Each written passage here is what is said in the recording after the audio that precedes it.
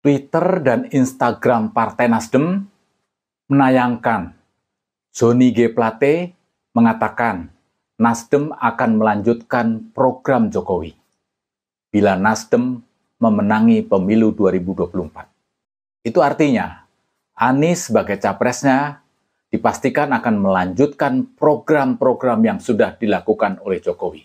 Lalu Wasekjen Nasdem Hermawi Taslim senada tapi beda topik, mengatakan, bila Anies jadi presiden, Nasdem memberi garansi tetap melarang FPI dan HTI. Apakah orang percaya sama janji mereka berdua? Mungkin ada yang percaya. Tetapi, sangat mungkin juga banyak orang yang tidak percaya. Sudah banyak bukti yang dapat dipergunakan sebagai studi banding. Banyak kebijakan Anies yang berseberangan dengan Jokowi. Mana mungkin Anies akan melanjutkan program Jokowi kalau Anies jadi presiden.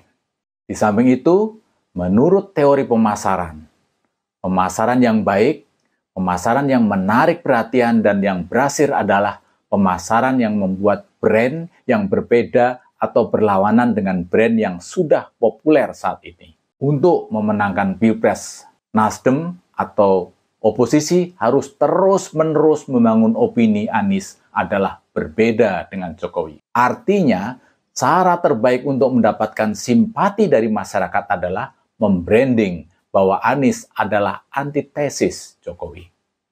Anies juga sudah melakukan safari politik untuk memperkenalkan dirinya sebagai capres di beberapa daerah. Antusiasme sebagian masyarakat terhadap Anies yang disimbolkan sebagai tokoh perubahan dan antitesis Jokowi sudah kebentuk juga. Buzzer pendukung Anies dan relawan Anies juga terus-menerus mempropagandakan kehebatan Anies. Posisi antitesis sudah sangat tepat dibrandingkan ke Anies.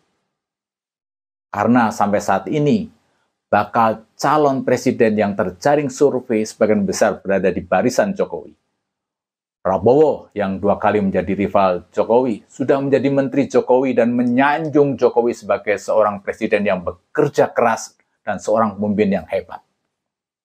Ganjar Pranowo, apalagi Ganjar, sebagai sesama kader dari partai yang sama dan dari banyak kebijakan sebagai gubernur, Ganjar dipastikan akan melanjutkan program-program Jokowi. Meskipun Ganjar sampai saat ini masih belum pasti akan dijagokan sebagai capres PDIP. Tetapi peluang masih ada. Saya yakin Megawati tidak akan asal memilih capres PDIP. Megawati pasti juga mempertimbangkan hasil survei yang sudah ada. Makanya seharusnya Nasdem harus terus dengan gigih dan konsisten mengkampanyekan Anies sebagai capres perubahan, capres antitesisnya Jokowi. Bukankah menurut survei, banyak pendukung Prabowo yang berpindah ke Anies? Bukankah Anies mulai naik elektabilitasnya melampaui Prabowo, sementara Prabowo mulai turun? Ini dapat diartikan dan ditafsirkan posisi Anies sudah dalam track Pilpres yang benar. Bahkan, tanpa malu-malu, Anies juga sudah mulai mengkritik mega proyek Ibu Kota Negara atau IKN ketika menjadi pembicara di sebuah forum di Singapura. Bukankah sejak menjabat sebagai gubernur, Anies banyak membuat kebijakan yang berlawanan dengan Jokowi? Lah ini kok ujuk-ujuk, tiba-tiba Johnny Plate dan Hermawi Taslim membuat pernyataan Anies akan sejalan dengan Jokowi. Nalar dan logikanya dari mana? Apa kira-kira motivasi Sekjen dan Wasekjen ini mengeluarkan pernyataan ini? Ada beberapa hal yang sangat mungkin menjadi motivasi dan yang mendasari keluarnya pernyataan ini. Pertama, pasti pernyataan ini berkaitan dengan isu reshuffle yang menghangat saat ini, yaitu dorongan PDIP yang mendesak Jokowi mereshuffle menteri yang berasal dari Partai Nasdem. Pernyataan Plate ini mempertegas kalau mempertahankan jabatan menteri di pemerintahan akan membantu dan mendongkrak Partai Nasdem dan mungkin juga mendongkrak suara Anies. Yang kedua, pernyataan Johnny G. Plate dan Hermawi Taslim sepertinya mempertimbangkan hasil survei indikator politik di akhir tahun 2022 yang menyebutkan kepuasan kinerja pemerintahan Jokowi masih sangat tinggi, yaitu 71,3%.